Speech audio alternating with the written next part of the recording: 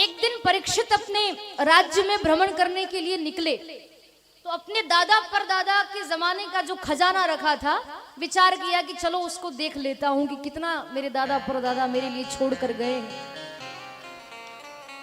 तो बहुत सारा धन संपत्ति, रुपया पैसा, सोना चांदी, हीरे मोती, जेवरात, बड़े बड़े मुकुट, आभूषण वगैरह सब रखे थे और कई तरह के मुकुट रखे थे, सोने चांदी के, हीरे मोती मणियों के।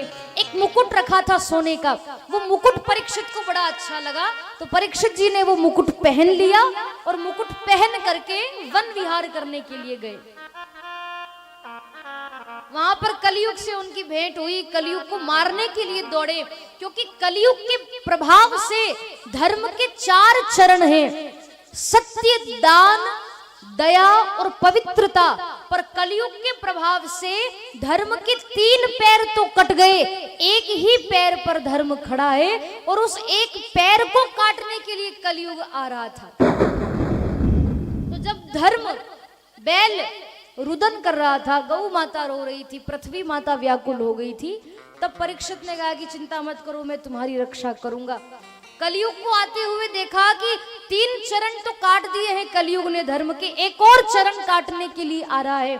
तो कलयुग को मारने के लिए दौड़े राजा परीक्षित। तो कलयुग उनके चरणों में गिर पड़ा, त्राही माम क्षमा करो प्रभु क्षमा करो, गलती हो गई, अब आइंदा ऐसी गलती नहीं करूंगा। और खूब तारीफ करी, आप तो राजा हैं, आप तो सम्राट हैं, आप तो बहुत बड़े राजा हैं, बड़े दयावान हैं, क्षमा कर दीजिए, खूब तारीफ करी। आज के युग में व्यक्ति सम्मान का बड़ा भूखा है, सम्मान का बड़ा भूखा। आप 2-4 तारीफ कर दो बस, फूल के ऐसे हो जाता है, वो तेल का कुप्पा होता है ना, तेल की जो वो होती है उसके जैसा हो जाता है व्यक्ति, इतना सम्मान का भूखा। परीक्षित इतने बड़े राजा, कहा कि खूब आप तो बहुत बड़े सम्राट हैं, बहुत बड़े राजा हैं, आप दयावान हैं, क्षमा कर दीजिए, खूब तारीफें करी। परीक्षित ने कहा कि वरदान मांग लो, क्या मांगना चाहते हो? तो कलयुग ने कहा कि रहने के लिए स्थान दे दीजिए। तो 4 स्थान कलयुग को दिए गए, द्यूतम, पानम, स्त्री, सुना।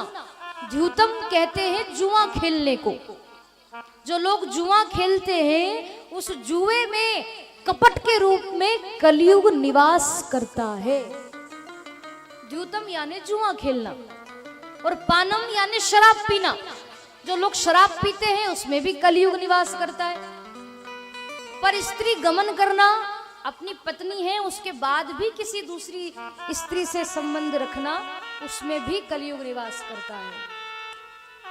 और हिंसा करना, किसी प्राणी की, किसी जीव की हिंसा करना, उसमें भी कलयुग निवास करता है। झूठ बोलना, पाप करना, अत्याचार करना, गौ माता पर अत्याचार करना, महिलाओं पर अत्याचार करना, स्त्रियों पर अत्याचार करना। कई लोगों के घर में नारियों का सम्मान ही नहीं होता, स्त्री का सम्मान होना चाहिए। जिस घर में नारी का सम्मान होता है, स्त्री का सम्मान होता है, उस घर में देवताओं का वास होता है। यत्र नारी पूज्यन्ते रमन्ते तत्र देवता। जिस घर में नारी का सम्मान है, जिस घर में नारी को का आदर है, नारी को पूजते हैं लक्ष्मी की तरह, उस घर में भगवान निवास करते हैं। और जिस घर में नारी का सम्मान नहीं होता, वो घर नरक के समान माना जाता है। क्योंकि सच में, वास्तव में घर को घर नहीं कहते, अच्छी गृहिणी को ही घर कहते हैं। अच्छी आपकी पत्नी होगी, संस्कारी होगी, खानदानी होगी और लक्ष्मी का रूप होती, उसका सम्मान करोगे तो भगवान आप पर कृपा करेंगे। अपने माता पिता का सम्मान करो, घर में अपने बड़े बुजुर्गों का सम्मान करो। आप मंदिर नहीं जाते कोई बात नहीं, आप मंदिर में भगवान की पूजा नहीं करते कोई बात नहीं, पर अपने घर में जो माता पिता है, जो प्रत्यक्ष आपके भगवान हैं, आप उनकी सेवा पूजा कर लोगे ना, तो मंदिर वाले भगवान को अगर आप नहीं भी उसकी पूजा करोगे तो भी चलेगा, पर अपने माता पिता की तो सेवा जरूर करना चाहिए। इसीलिए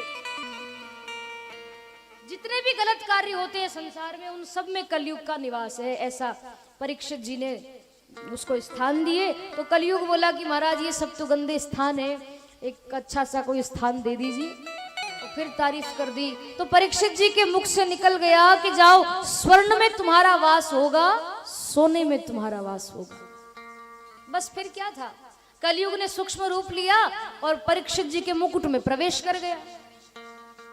पर यहां एक प्रश्न उठता है, देखिए गीता जी में भगवान कृष्ण की वाणी है। गीता में भगवान कहते हैं धातु नाम अस्मि कंचनम, संसार में जितनी वस्तु हैं उनमें से जो स्वर्ण है, जो सोना है, उसमें मैं निवास करता हूं। यानी भगवान सोने के अंदर निवास करते हैं, स्वर्ण में निवास करते हैं। जो सोने के आभूषण आप पहनते हो उस सोने में भगवान कृष्ण निवास करते हैं। तो प्रश्न ये उठता है कि जिस सोने में भगवान निवास करते हैं वहां कलयुग कैसे रह सकता है? जहां भगवान होते हैं वहां कलयुग कैसे रह सकता है? तो संतों ने इसका समाधान निकाला, संतों ने इसका उत्तर दिया कि ईमानदारी से कमाया हुआ धन, मेहनत से कमाए हुए सोने में, ईमानदारी से कमाए हुए सोने में भगवान निवास करते हैं, और बेईमानी से कमाए हुए धन में, पाप कर्म करके कमाए हुए सोने में, गलत कार्य करके कमाए हुए धन में कलयुग निवास करता है। इसीलिए हमेशा ईमानदारी का कमाना चाहिए और ईमानदारी का ही खाना चाहिए, क्योंकि उसी में बरकत रहती है, उसी में भगवान निवास करते हैं। इसका अर्थ ये हुआ कि जिस मुकुट में, परीक्षित के मुकुट में कलयुग प्रवेश कर गया था, वो मुकुट ईमानदारी का नहीं था। तो ये बात बिल्कुल सत्य है। जो मुकुट परीक्षित ने पहन रखा था वो जरासंध का मुकुट था, जो पांडव छल करके, उससे छल कपट करके छीन कर लाए थे। बेईमानी से कमाया हुआ मुकुट था, बेईमानी से उसको लेकर आए थे, छल कपट करके वो मुकुट लेकर आए थे, इसीलिए कलयुग उसमें प्रवेश